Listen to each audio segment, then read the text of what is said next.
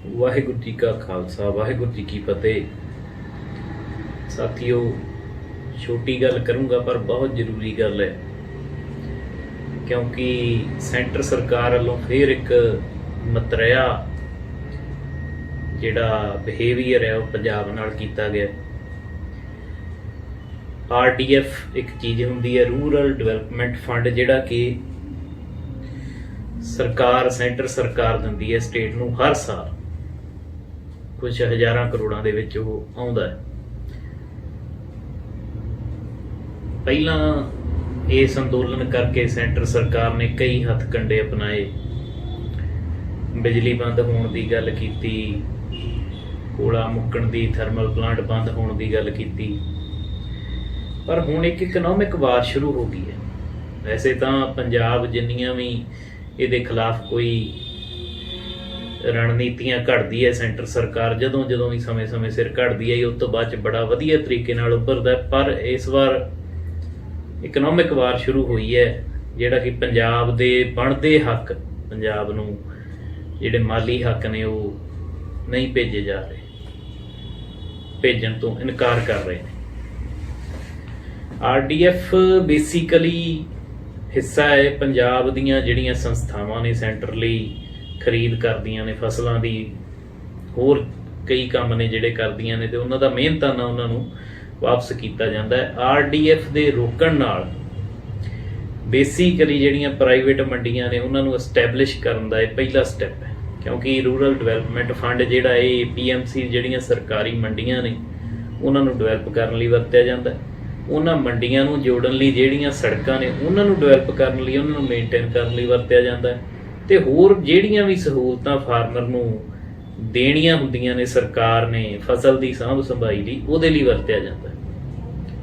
सो तुसीं आप ही अंदाजा ला लो कि जे ये फंड जिहड़ा है रुकिया गया तो इहदे नतीजे की होणगे, क्योंकि जिहड़ा सरकारी फंड सरकारी मंडियां दी जां सरकारी नैटवर्क लई आउणा सीगा वो बंद हो जाऊगा, प्राइवेट कंपनियां वाले फंड लैके बैठे ने वो आपदा एस्टैबलिशमेंट कर लैणगे। गल इत्थे सोचण वाली ये है कि चलो आ मसला उठिया, अंदोलन बनिया, एडी वड्डी लहर बनी है, इहदे चों कुछ नॉलेज भी आ रही आपां नूं अपने हक्कां दा पता लग रहा। कई वारी हुंदा चंगे घर दा नियाणा जिहड़ा उहनूं पता ही नहीं हुंदा कई चीज़ां दा, वो समझदा ये तां मिलदियां ही होणगीਆਂ सारिਆਂ नूं। सो आपां नूं कई चीज़ां फॉर ग्रांटेड लैंदे सी, आपां इन्हां चीज़ां बारे सोचिया ही नहीं कदी।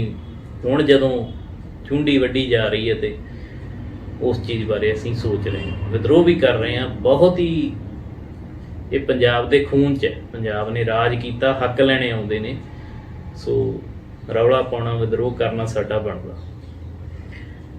एक गल जिहड़ी है, क्योंकि ये इकनॉमिक वार है जां ये बुद्धिजीवी जदों वार होण शुरू हो गई है साडे ते इस दे नतीजे तो ये निकलने चाहिए ने कि असीं बुद्धिजीवी पैदा करिए, पर पंजाब इस वेले बुद्धिजीवी पैदा कर ही नहीं रहा। पंजाब दे लोकां दी सोच ये हो चुकी है मापियां दी कि +2 साडे बच्चे लिए बहुत है पढ़ाई, क्योंकि वो IELTS लिए क्वालीफाई हो जाता है। बुद्धिजीवी पैदा करने बहुत जरूरी। जे कोई बुद्धिजीवी जां कोई पढ़िया लिखिया होगा ना, अपने हक्कां बारे पढ़िया होगा, किसी ने फंडामेंटल राइट्स बारे पता होगा, ह्यूमन राइट्स बारे पता होगा, अपने किहड़ी किहड़ी चीज़ सरकार तो साडी बनदी है ते सानू नहीं मिल रही, उन्हां चीज़ां बारे पता होगा, ते असीं उहदे लई कोई हीला कर लांगे, असीं उहदे लई कोई कंपेन कर लांगे, पर आपां तां उत्थों तक जांदे ही नहीं। सो पंजाब दे सारे आवाम नूं, सारे पंजाबियों नूं बेनती है कि चाहे कोई बजुर्ग है चाहे कुछ है, फड़ लो अपने हक्कां वालियां किताबां, फड़ लो ते हक्कां बारे रौला पा कूक कूक के दसो कि आ भी साडा हक है, आ भी साडा हक है, फिर सानू मिलने आ। जे बच्चा भी ना रोवे तो माँ दुध नहीं उन्होंने दिंदी। सो बेनती है कि इस अंदोलन चों, इस सारे जो ये इन्नी वड्डी कंपेन शुरू हुई है, ये चों कुछ लै के डिग्गीए। ये ना होवे कि एक हक मंगी जाने, आपां होर कई हक जिहड़े आ हौली हौली हौली हौली साडे कट्टे जाण। ਸੋ ਇੰਨੀ ਬੇਨਤੀ ਹੈ, ਪੜ੍ਹੀਏ ਕੁਛ, ਆਪਣੇ ਬੁੱਧੀਜੀਵੀ ਇਸ ਜਿਹੜਾ ਇਹ ਯੂਨੀਅਨ ਹੈ ਇਹਦੇ 'ਚ ਆਪਣੇ ਬੁੱਧੀਜੀਵੀਆਂ ਦੀ ਗਿਣਤੀ, ਪੰਜਾਬੀ ਬੁੱਧੀਜੀਵੀਆਂ ਦੀ ਗਿਣਤੀ ਇੰਨੀ ਹੋਵੇ ਕਿ ਜੇ ਕੋਈ ਧੱਕਾ ਹੋਣ ਲੱਗੇ ਤੇ ਉਹ ਆਵਾਜ਼ ਉਠਾ ਸਕੇ। ਪਹਿਲੇ ਸਟੈਪ ਤੇ ਪਹਿਲਾ ਸਟੈਪ ਹੈ ਜਦੋਂ ਯੂਨੀਅਨ ਦੇ ਜਿਹੜੇ ਦਫ਼ਤਰ ਨੇ ਉਹਨਾਂ ਦੇ ਵਿੱਚ ਸਾਡੇ IAS ਬੈਠੇ ਹੋਣਗੇ, ਸੈਕਟਰੀ ਬਣ ਕੇ ਬੈਠੇ ਹੋਣਗੇ ਤੇ ਉਹ ਉੱਥੋਂ ਰੌਲਾ ਪਾ ਸਕਣ।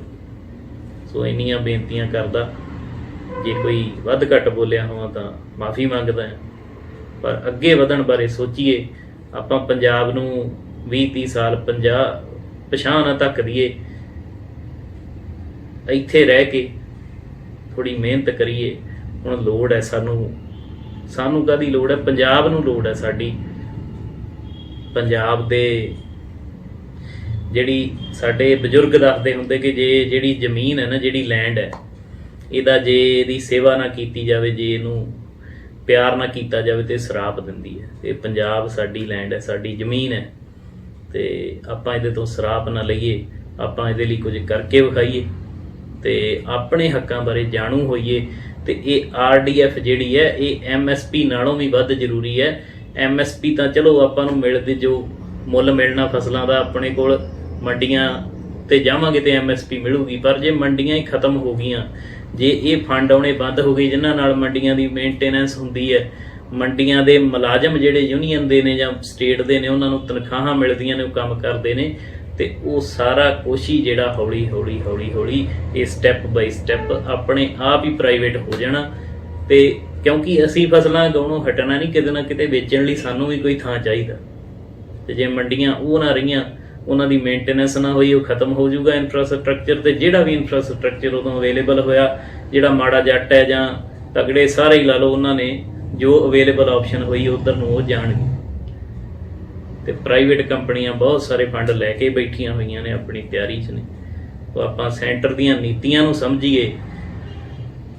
ਚਾਹੇ ਜੇ ਪੋਲੀਟੀਕਲ ਤੌਰ ਤੇ ਇਹਨੂੰ ਲੈਣਾ, ਤੇ ਉਹ ਵੀ ਇੱਕ ਸਲਾਹ ਹੈ, ਇੱਕ ਮਸ਼ਵਰਾ ਹੈ ਤੁਹਾਨੂੰ ਕਿ ਪੰਜਾਬੀ ਹੀ ਕੋਈ, ਜਿਹੜੇ ਪੰਜਾਬੀ ਹੋਣ ਉਹਨਾਂ ਦੀ ਹੀ ਸਰਕਾਰ ਆਵੇ, ਉਹਨਾਂ ਨੂੰ ਹੀ ਪਛਾਣ ਕੇ ਵੋਟਾਂ ਪਾਇਓ। ਕਿਉਂਕਿ ਪੰਜਾਬੀ ਨੂੰ ਤਾਂ ਅਸੀਂ ਜਦੋਂ ਮਰਜ਼ੀ ਜਾ ਕੇ ਧੌਣੋਂ ਫੜ ਲਾਂਗੇ, ਗੁੱਟੋਂ ਫੜ ਲਾਂਗੇ ਕਿ ਆਹ ਸਾਡੇ ਹੱਕਾਂ ਲਈ ਬੋਲ, ਆਹ ਸਾਨੂੰ ਹੱਕ ਲੈ ਕੇ ਦੇ।